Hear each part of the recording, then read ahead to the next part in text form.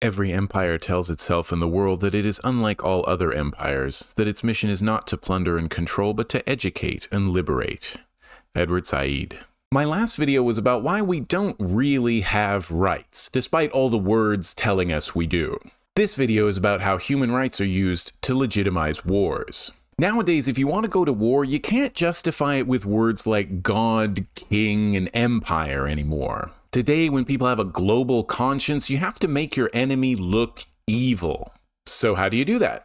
5 years ago, I made a series on this channel about so-called civilization, and how it's always defined itself in opposition to those it called the barbarians. Over the centuries, empires calling themselves civilized have invented a variety of ways to distinguish themselves from the people they want to dominate. They find ways to dehumanize their victims, so no one has to feel guilty for killing them and taking their land, or kidnapping them and enslaving their bodies. Today, we still live under an empire, but it doesn't look like an empire. It gets called democracy and human rights and the rule of law, but in the end, it's an empire of capital. Virtually all hierarchical social institutions exist to facilitate the accumulation of wealth. Corporations protect and organize and expand the wealth of their owners, who you could call capitalists. Government exists to implement the policies of the capitalists. Police exist to enforce them. Schools as we know them were invented to indoctrinate us to believe in and work for the system without question. Media and academia teach us the reasons why the status quo is the best of all possible worlds. These institutions give us our values. They're the reason we believe we have a country, and that we have some say in how things are run. They're why some people will fight to the death to protect the interests of the people who rule them. We must defend the sacred institutions. But from who?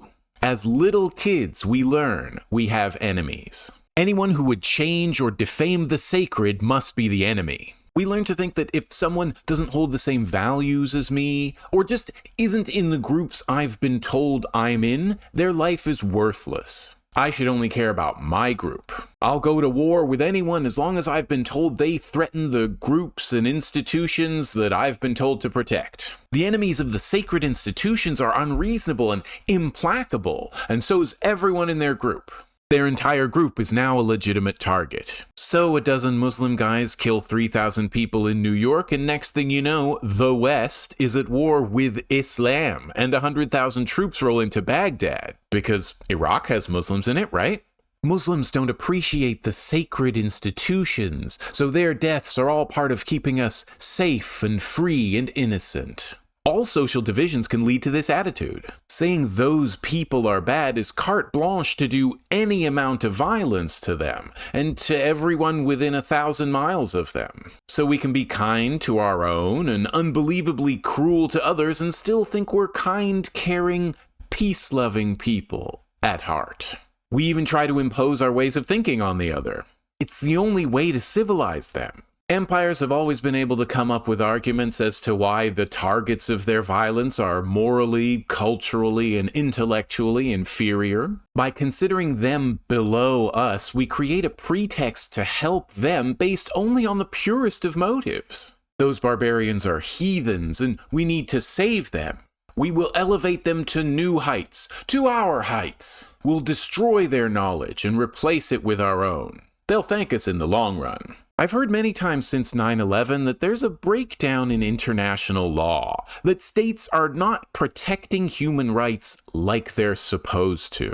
But I object to the implication there was once a time when states upheld and protected human rights. The purpose of laws and rights is not to protect people, it's to serve institutions. In this video, I'm going to talk about imperialist states. I've argued it in another video, so I'm assuming the world is dominated by a single empire of capital. Imperialist states are the states that spread that empire, like the US in particular, but also Canada, France, the UK, and Japan, and others. The ones that have spent so much economic and military power to expand the reach of huge corporations around the world. That said, I'm not saying human rights are only a tool of imperialist states. They're a tool of all modern states for ruling people everywhere.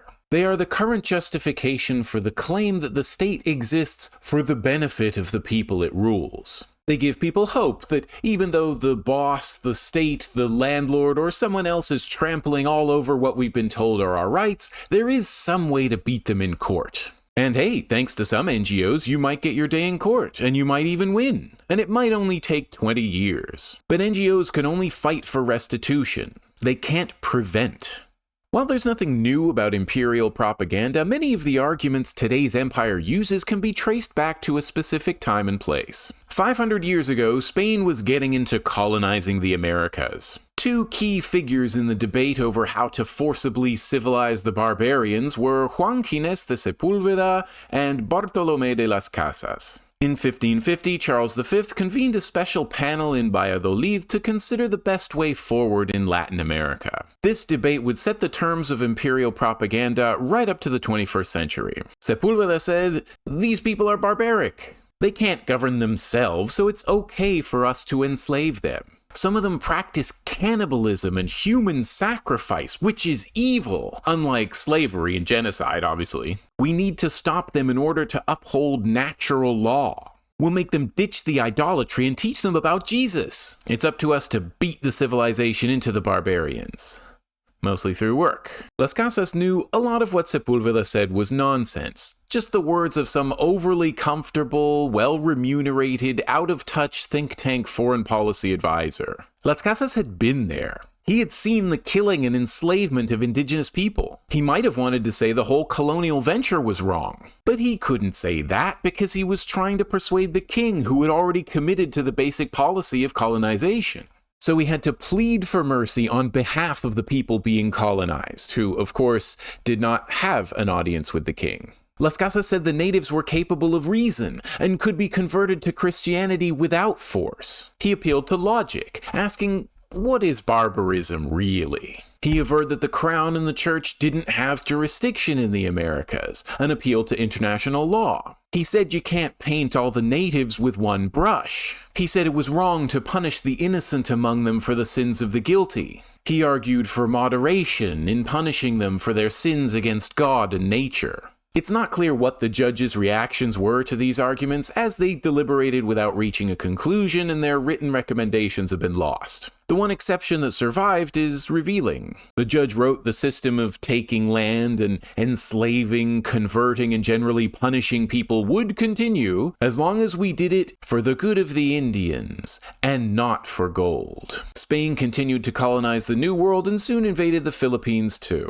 The debates didn't have much lasting impact on how the Spanish treated the natives or expanded their empire, but they did provide the vocabulary for all subsequent foreign policy debates. The conflicting interpretations of humanity by Sepúlveda and Las Casas capture the dominant ideologies of Western empires, imperialisms, and colonialisms. At one end, the racial other is inhuman or subhuman. This justifies enslavement, atrocities, and even annihilation as strategies of the civilizing mission.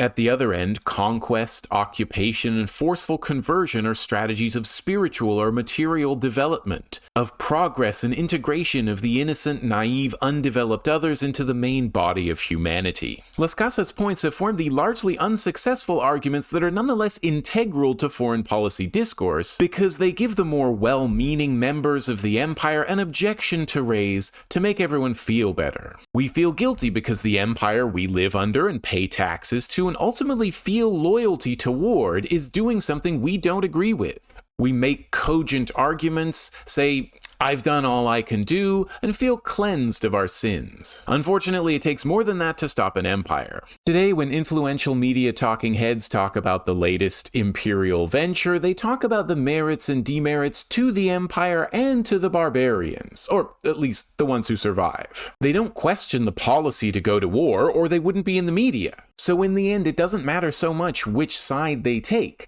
The war's gonna happen either way.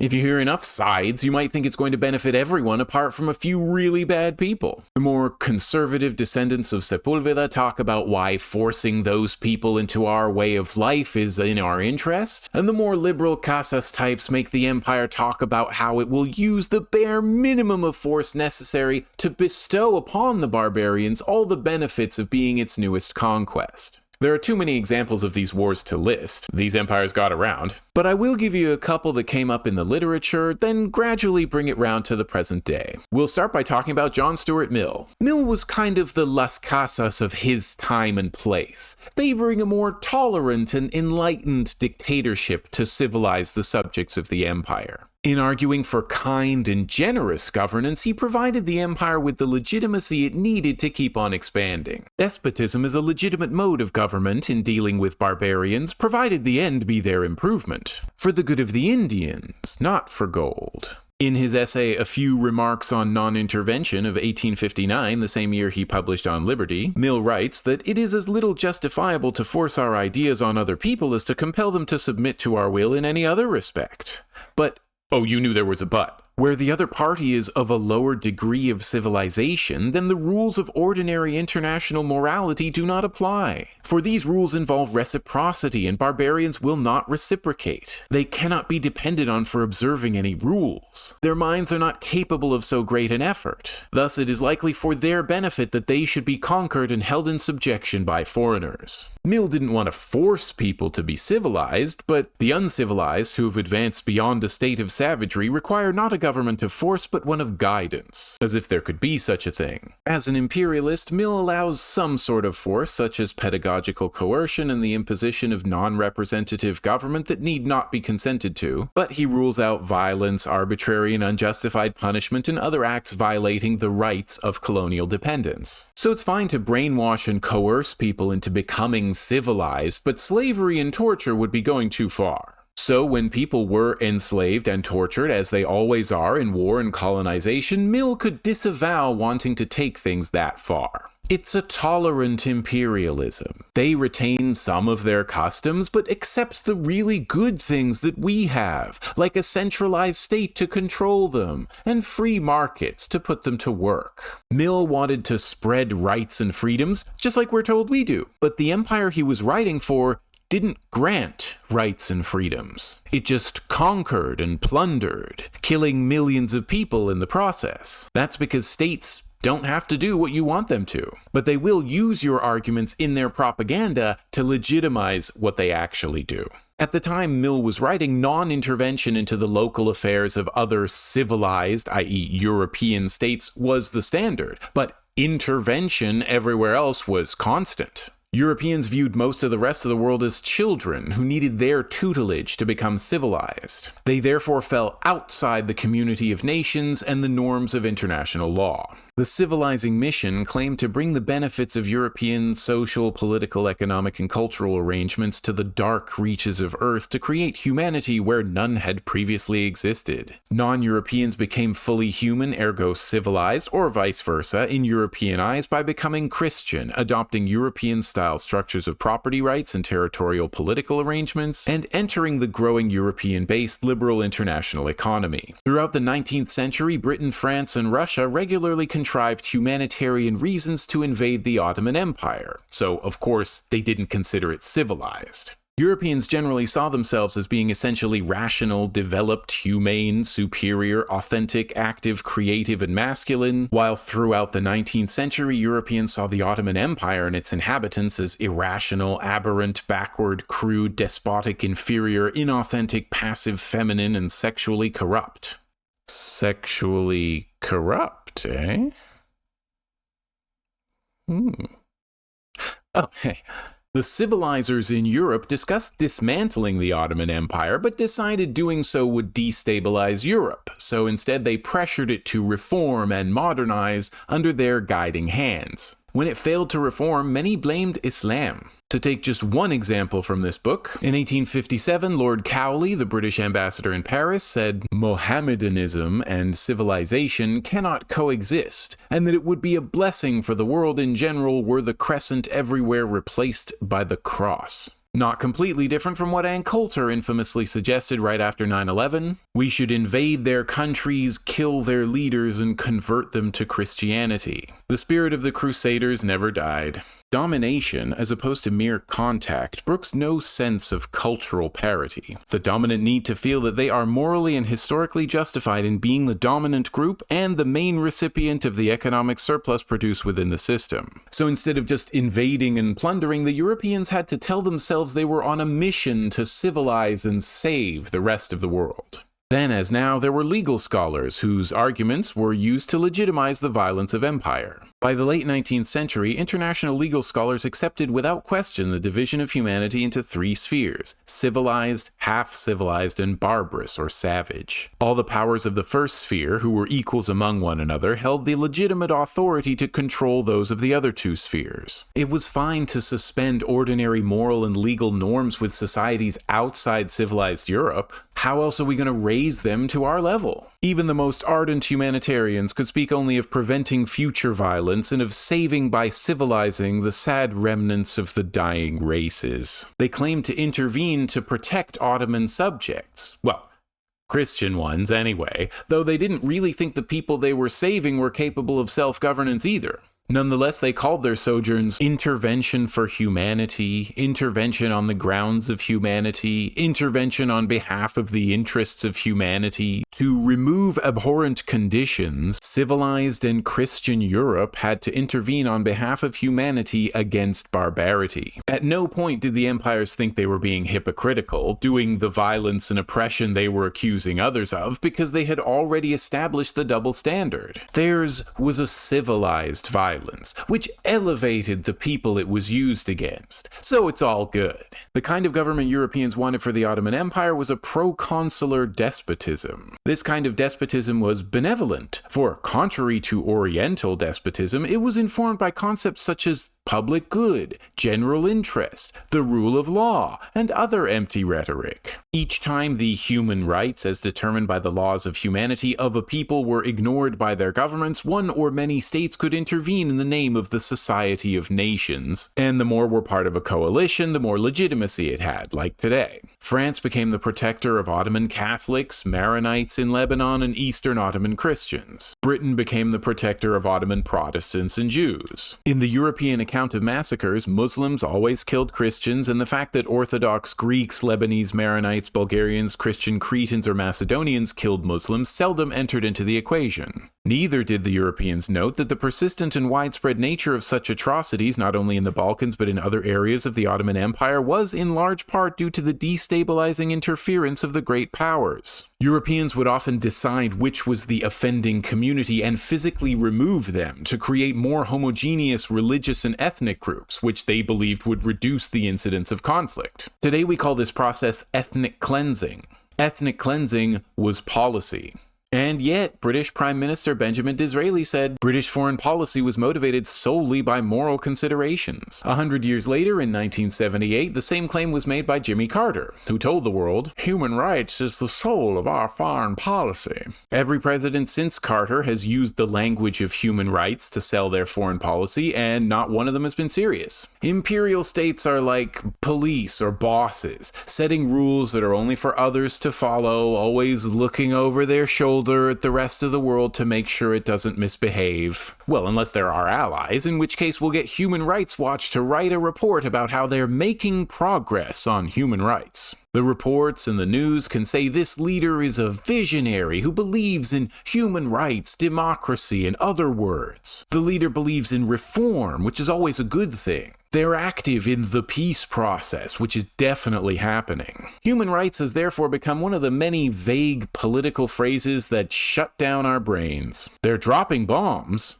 Oh, but it's in the name of human rights. That's fine then. Of course, we want to help people, and not just in our own communities. But our sense of empathy can be manipulated, especially if we're ignorant about the targets of our help.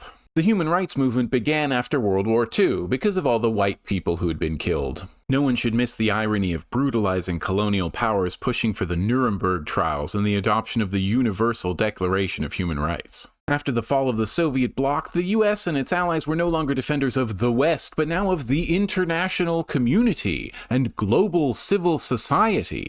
These states now had unfettered access to intervene wherever in the world they thought people had too many resources and not enough rights. The human rights movement began to adopt a more interventionist stance. It clamored for us, which usually ended up meaning the US military, to end human rights abuses all over the world. It's not that the cause of human rights in the entire movement is only a conspiracy for imperial powers to continue to dominate the rest of the world, but that does seem to be the effect. The cause of human rights has co-opted many liberals and leftists into supporting interventionist foreign policy. Human rights, whose invocation in the 1970s was a way for the US to restore its reputation after the Vietnamese debacle, were taken up by many progressive movements as their primary, if not sole, objective. Worse still, numerous left intellectuals consider it their mission to criticize Western governments for their excessive caution and timidity. To hear their complaints, one might gather that the main problem in the world today is the failure of the West to intervene in enough places, Chechnya, Tibet, Kurdistan, Sudan, and with enough force to promote and export its genuine values, democracy and human rights. Government officials and media pundits like the language of human rights because it's universal. If values are universal, you can't really question them. Presidents and prime ministers can use them to lecture and sanction any other state because they violated these rights we made up and claim to believe in. And because all states violate rights somehow, every state can use them in speeches to attack anyone else. It's the ideal tool of propaganda. In addition to rights, imperialist states claim to want to spread the equally universal and self-evidently beneficial values of democracy and free markets. They've given the Civilizing Mission words like progress and development in order to imply these processes aren't just to everyone's benefit, but inevitable. So it's okay to invade and kill and parcel out billions in resources because we're doing it for universal reasons. The human rights movement inherited many of the assumptions of the European empires. The movement has tended to see itself as presenting the final answer, no need for debate. Spreading human rights is good for everyone. This belief, which is religious in the evangelical sense, invites end-of-history conclusions and leaves humanity stuck at the doors of liberalism, unable to go forward or imagine a post-liberal society. It's an assertion of a final truth, favorable to political and cultural homogenization and hostile to difference and diversity. It reinforces the old imperial hierarchy of cultures. The higher cultures, the ones that talk about human rights and democracy a lot, are called upon to intervene to save people everywhere else and transform their societies. It's considered obvious that the rest of the world would benefit from our intervention. Interference? Intervention. The only question up for debate is how to intervene. The grand narrative of human rights contains a subtext which depicts an epical contest pitting savages on the one hand against victims and saviors on the other. Yes, Europe is a garden. The rest of the world, most of the rest of the world is a jungle. And the jungle could invade the garden. The main authors of the human rights discourse, including the United Nations, Western states, NGOs, and senior Western academics, constructed this three-dimensional prism of savages, victims, and saviors. The abominations of the savage are presented as so cruel and unimaginable as to represent their state as a negation of humanity. So if we, by which I mean these guys, decide you're guilty of violating human rights, you're an inhuman barbarian and you don't get rights. We can do anything to you as long as we say it's necessary to secure someone else's rights. At one time, human rights implied opposition to war. Now, some of the most outspoken warmongers in Washington are self-proclaimed human rights advocates. Human rights activists, sometimes supported by well-meaning but pitifully ignorant celebrities, have urged that American military power be used to capture a warlord in Uganda, impose order in the Ivory Coast, crush rebels in South Sudan, and locate kidnapped victims in Nigeria. This is a radical development in the history of the human rights movement. Once it was generals, defense contractors, and chest-thumping politicians who saw war as the best solution to global problems. Now, human rights activists play that role. Some seem to have given up on diplomacy and statecraft. Instead, they promote the steady militarization of American foreign policy. These trigger-happy human rights activists rotate in and out of government jobs. It's known as the revolving door. The revolving door used to just mean business people and lobbyists taking on key positions in government and politicians and bureaucrats retiring to a directorship or a consultancy. but now it includes members of the human rights movement. A group of Nobel Peace Laureates wrote an open letter criticizing Human Rights Watch for its close relations with the US government. The letter called out its advocacy director Tal Malinowski for having worked extensively with the State Department and for saying in 2009 that under limited circumstances there was a legitimate place for CIA renditions, the illegal practice of kidnapping and transferring terrorism suspects around the planet. With human rights defenders like these, who needs human rights violators? When you think of human rights abuses, what do you see? Who do you see? What parts of the world do you see? If you said brown people in the third world, there's a reason for that. Most of the activities of the International Court of Justice, Amnesty International, the other Western-based international NGOs such as Human Rights Watch and the Lawyers Committee for Human Rights, both based in New York, and the Washington-based International Human Rights Law Group are focused on the Third World. As a consequence, the predominant image of the savage in the human rights discourse today is that of a Third World, non-European person, cultural practice, or state. The Human Rights Campaign essentially restored the Sepúlveda emphasis on the duty of the civilized to suppress barbarism. This forcible spreading of human rights is another ideological link in an unbroken chain of Western conceptual and cultural dominance over the past several centuries. At the heart of this continuum is a seemingly incurable virus, the impulse to universalize Eurocentric norms and values by repudiating, demonizing, and othering that which is different and non-European. The globalization of human rights fits a historical pattern in which all high morality comes from the West as a civilizing agent against lower forms of civilization in the rest of the world. This movement assumes certain people are victims and assumes the victims consent to being rescued. It assumes these victims can't see outside their culture and can't envision a better future. It assumes women outside the enlightened first world are perpetual victims. The movement has also been criticized as attempting to separate women's rights from culture, as if all women were socialized the same way, as if individual rights codified in law were the only way to protect someone. Unlike what Sepúlveda and thousands of activists seem to think, people already do govern themselves. Their cultures might already have answers to these questions. The specific women's rights on offer might not be their priority as much as the integrity of the culture itself. Another culture might be trying to dominate them, criminalize their customs, and erase their history and knowledge. Maybe their biggest problem isn't the local brown men, but colonization or capitalism or the nation state. The push to universalize rights is the latest attempt to maintain European hegemony. Its apologists paint a picture of a selfless empire who comes bearing aid packages, peace treaties, and freedom for all. But it's still an empire. It's backed by the same imperial powers of the last 500 years, and its purpose is still to make the rich richer. It just changed its face and stopped calling itself an empire, so now many people don't recognize it. Perhaps you think you're being treated unfairly? No. Good. It would be unfortunate if I had to leave a garrison here. But colonialism and the ideologies that propped it up never really ended. We're still supposed to believe people over there are not capable of governing themselves and need the intervention of enlightened white people. I first saw it in the International Security Assistance Force, or ISAF's, occupation of Afghanistan. To justify the invasion, we were told we have to go there, A, to stop the terrorists, which was to be the boogeyman for the next how long has it been? And B, to save the innocent brown women and children from the evil brown men. 9/11 was apparently a call to the civilized world to once again simultaneously kill and rescue the hapless victims of barbarism. The US's wars and interventions since the end of the Cold War have had various purposes: more corporate control of resources in more parts of the world, installing market-friendly governments, making progress in the war on terror, drug law enforcement. The firms and agencies that have influence over policy all have their hands out. To believe they're somehow interested in rights and freedoms is to mistake their words for their intentions, and confuse systems of oppression for forces for liberation. Their intentions are set by the capitalist system, corporate profit and growth in the short term. Rights and freedoms are the noblest sounding words to conceal the nature of this system.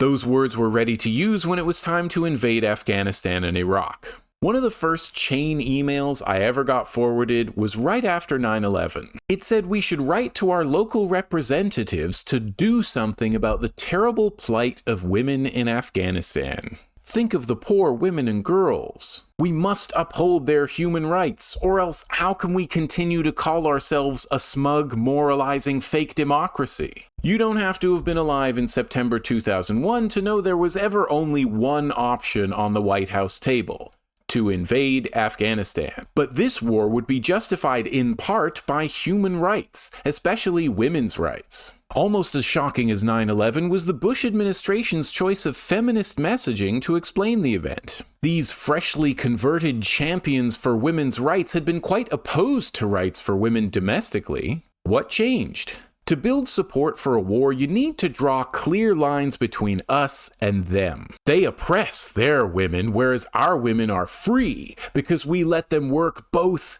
in the workplace for 80% of what men make and at home on the same day. The burqa became a symbol of the subjection of Afghani women, and then soon all Muslim women, whatever they wore. Even if she's in a t-shirt, she must be wearing it despite pressure from the men in her family. Though governments were careful to say Islam is not an inherently violent religion, many observers and commentators inferred that Islam was itself the problem. Many right-wing political parties are in power today, 23 years after 9/11, because they've cast themselves as defenders of civilization against the Muslim hordes. Given the long history of European crusades in Muslim-majority lands, it's no surprise Muslims are still the enemy today. The Muslim man is said to be the greatest threat to the Muslim woman. The image of the dangerous Muslim man is a key part of the global white supremacist order. A group of international feminists and human rights advocates think that the problem with Islam is in the behavior of Muslim men. So we need to go to war with Muslim men to save Muslim women. The same people applauded France's ban on the headscarf, assuming the women were being freed of the obligation to wear it imposed on them by Muslim men. The US government and compliant corporate media seized upon the conspicuous differences between cultures as the differences between us and them. The evocation of liberated Western women and oppressed Muslim women has been useful in the project of casting the United States as a beacon of civilization and in constructing, reinforcing, and reproducing an us versus them polarity between the West and the Islamic world.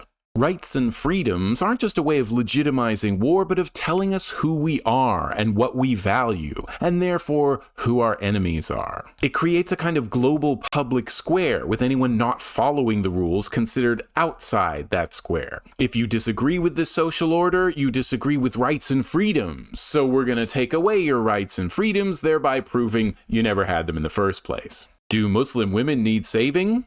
Apparently. A whole part of the world has been designated the Muslim world, and half of its inhabitants as inherently oppressed and in need of rescue. This rhetoric was employed not only to justify invading Afghanistan, but keeping troops there indefinitely. In 2012, Amnesty International paid to place this ad in cities around the US, portraying women in burqas with the captions, "Human rights for women and girls in Afghanistan. NATO, keep the progress going." This ad would appeal to people whose entire understanding of Muslim women was media images from the war on Muslims. Mass-market paperbacks about abused Muslim women buttress such views with metaphors of caged birds, trapped flies, and spiders in jars. Representations of the unfreedom of others that blame the chains of culture incite rescue missions by outsiders. Such representations mask the histories of internal debate and institutional struggles over justice that have occurred in every nation. They also deflect attention from the social and political forces that are responsible for the ways people live. But without simplistic messaging and stereotypes, how would we gain popular support for military intervention? So the troops remained in Afghanistan and people's bloodlust and empathy were satisfied simultaneously. Israel has shown itself to have all the features of a European settler colonial state. It's attempted to wipe out large parts of the local population over which it has a major technological advantage, just like in the US, Canada, Australia, and New Zealand. It kills and cages members of the target population in huge numbers. It scoops up their land. It claims victimhood when its victims fight back. It invents a history to forget what it's done. So it's not really surprising Israel uses the same contrived legal and moral arguments to sell its wars. One thing that makes Israel and Palestine different is Israel is a state. Palestine is not. States have the advantage in the international system, in part because they have militaries and get support from other states, but also because states determine what human rights are and to who they apply. States monopolize governance, which is to say they make and enforce the law, which means they also monopolize granting legitimacy. If you don't have legal procedures and parliaments and courts, you don't get to make the rules or decide how to apply them. So while Israel always has the military upper hand, it also carries the legitimacy of a state. It can kill and kidnap thousands of people, but if the judge says it was okay, it's legal. Meanwhile, anytime any member of Hamas or Hezbollah kills or kidnaps anyone, they're terrorists fighting an illegal insurgency so they can be dealt with without recourse to the Geneva Conventions. And so can everyone in the country where they live. For years, Israel has justified killing whole groups of people at a time with the argument that they were being used as human shields, and they needed to kill those civilians to get to their targets. We're not targeting the civilians, the argument goes, so they're collateral damage. They keep killing civilians, so they keep repeating the human shield line over and over in press statements, tweets, and cartoons. I've seen photos and videos of Israel using human shields, yet I've only ever seen cartoons of what Israel and its allies claim is really happening. When all civilians are potential human shields, when each and every civilian can become a hostage of the enemy, then all enemy civilians become killable. In order for all this to be convincing, the Israeli military depicts the asymmetric context in which it unleashes its violence against a whole population as symmetric. In other words, a blatantly one-sided massacre morphs into a conflict between two roughly equal sides. This symmetric representation is carried out, for instance, through the poster that proclaims some bomb shelters shelter people, some shelter bombs. Hamas uses houses, so we bomb houses. Impenetrable logic. In fact, I found 3 posters justifying blowing up houses. We say there are weapons in all these places, so they're all legitimate targets. And so are aid workers and journalists and anyone fleeing a war zone. These posters are a post hoc legal justification for killing so many people in what they promised would be a targeted strike. It's a way to say everyone we killed was actually indirectly killed by Hamas. Here, a radically disproportionate situation is presented as if it were balanced. The residents of Gaza are bombed by cutting-edge F-16 fighter jets and drones, yet they don't have bomb shelters and they have nowhere to flee. Israel's residents are bombed mostly by makeshift rockets, many of which have been intercepted by Iron Dome missiles. The majority of the population in Israel has access to shelters and can flee out of the rocket's range, but the radically disproportionate power differential between a besieged population confined to an enclave and its besiegers is depicted as if the two camps were equal and enjoyed the same juridical status. These powerful images spread by the Israeli military through social media attempt to transform the very presence of civilians as suspect in the areas it bombards, regardless of the fact that these areas are urban centers. For Palestinians living in Gaza, simply spending time in their own homes, frequenting a mosque, going to a hospital, or to a school became a dangerous enterprise since any one of these architectural edifices could become a target at any moment. One can no longer safely assume that the existence of masses of human bodies in civilian spaces can serve as a defense against the lethal capacity of liberal high-tech states.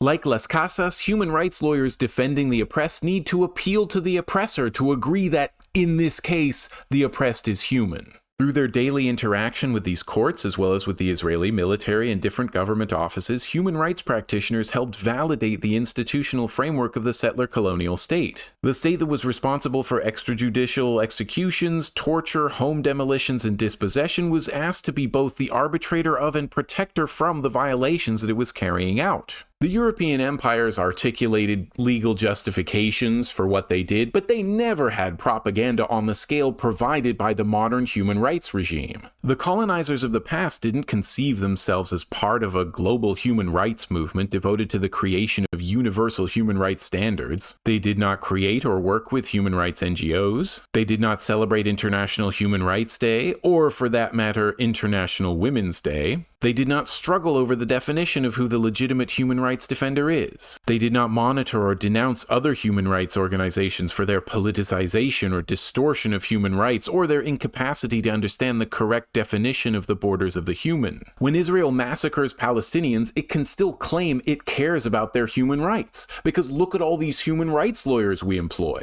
But as Palestinians don't have legal rights because they don't have a state, any Palestinian resistance is considered illegal and thereby illegitimate. State violence? Protecting human rights. Non-state violence? Terrorism. In fact, just non-violent protest is terrorism now. The incoming Trump administration's besties at the Heritage Foundation have proposed using all the tools of the police state to crush any and all protests against Israel under Project Esther. If you don't want to be disappeared to a CIA black site, you might want to learn about it. The text uses all the scary images, repeatedly invoking Nazi Germany, and all the scary words, even introducing new ones like Hamas Support Network. It claims protests against Israel's genocide are motivated by anti-Semitism, and that everyone who believes in solidarity with Palestinians is indoctrinated by Hamas. By using every law it can find, Project Esther aims to eliminate any such protests, effectively criminalizing dissent.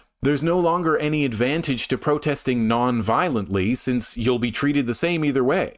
That right to free speech you've always been assured you have has been turned against you. This same pattern of civilized violence for political purposes keeps repeating everywhere states can get away with it. You just need to show your enemy is beyond deserving human rights, and that by killing the human rights violators, you become the human rights defender. Even in the days when we know what's going on all around the world, we're still susceptible to the trap of us versus them. We still let race, borders, and legal status keep us divided. I think we should unite across artificial boundaries. We should bring down this empire. We shouldn't keep silent and passive while there's a genocide going on in Gaza. If all you've got is your voice, make it heard. Thank you to everyone who's shown us the way.